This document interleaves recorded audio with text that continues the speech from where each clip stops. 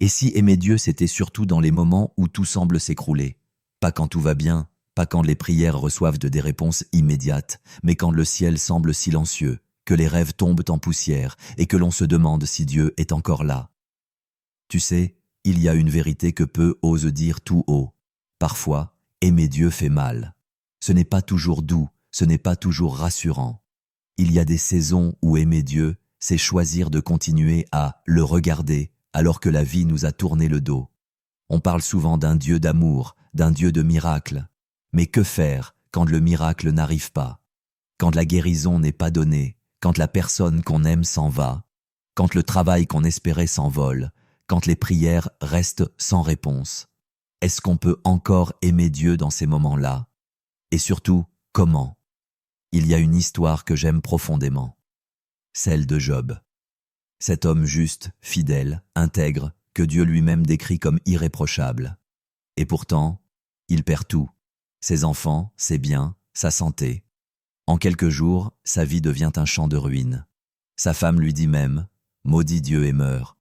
Et pourtant, au cœur de la poussière, couvert d'ulcères, Job lève encore les yeux vers le ciel. Il dit « L'Éternel a donné, l'Éternel a repris, que le nom de l'Éternel soit béni ». Tu entends? Ce n'est pas de la résignation, c'est de l'amour pur.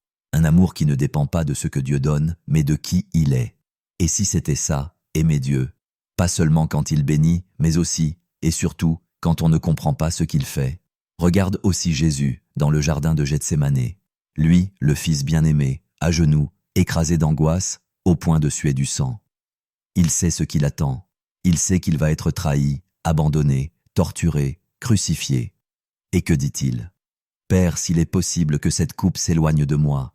Toutefois, non pas ma volonté, mais la tienne. » Même au bord du désespoir, même quand l'obéissance mène à la croix, Jésus aime. Il aime son Père plus que sa propre vie. Et toi, et moi, pouvons-nous aimer Dieu comme ça?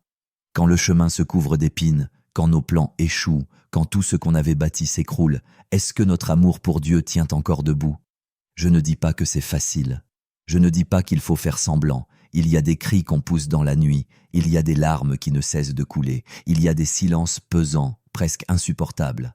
Mais c'est justement là que se joue la profondeur de notre foi, pas dans les louanges faciles, mais dans les choix difficiles. L'aimer, c'est parfois le chercher sans le trouver. C'est prier sans entendre de réponse. C'est lui faire confiance quand tout en nous crie au doute. C'est s'accrocher à lui non pas pour ce qu'il fait, mais pour ce qu'il est. Connais-tu l'histoire de Joseph? Vendu par ses frères, emprisonné à tort, oublié. Et pourtant, la Bible ne cesse de répéter cette phrase. L'Éternel était avec Joseph. C'est fou, non? Dieu était là, même dans la trahison, même dans l'injustice, même dans l'attente interminable. Et Joseph, au lieu de se rebeller, choisit de rester fidèle.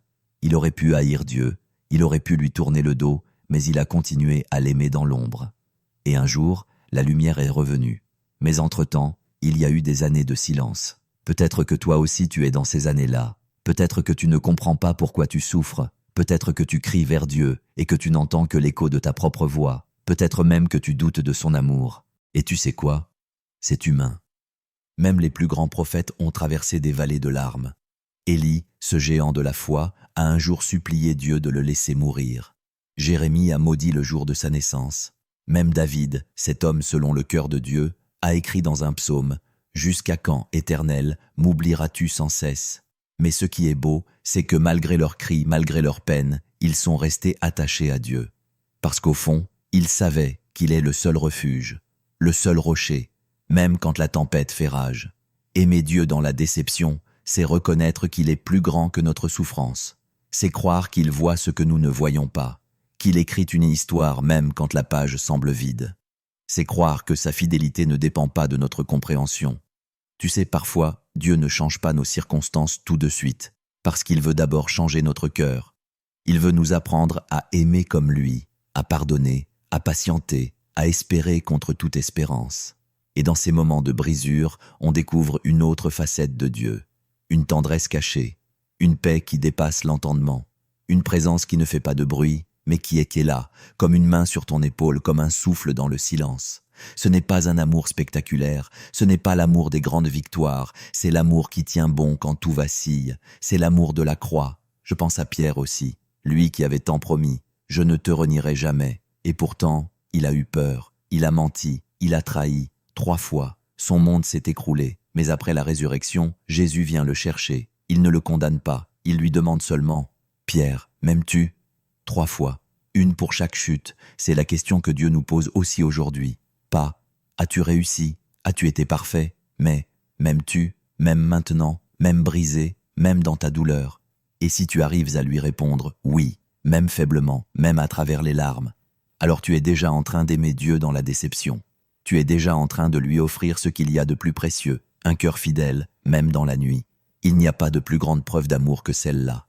Alors, si tu es au bord du gouffre, si tu te sens abandonné, si tu traverses une déception que tu n'avais jamais imaginée, sache que Dieu est plus proche que tu ne le crois. Il ne te demande pas des réponses. Il ne te demande pas des performances. Il te demande ton cœur, juste ton cœur. Et dans ce cœur blessé, il veut faire naître une foi plus forte que l'épreuve, un amour plus profond que la douleur, une espérance qui ne meurt jamais. Parce que c'est là, dans la vallée, que naissent les amours éternels.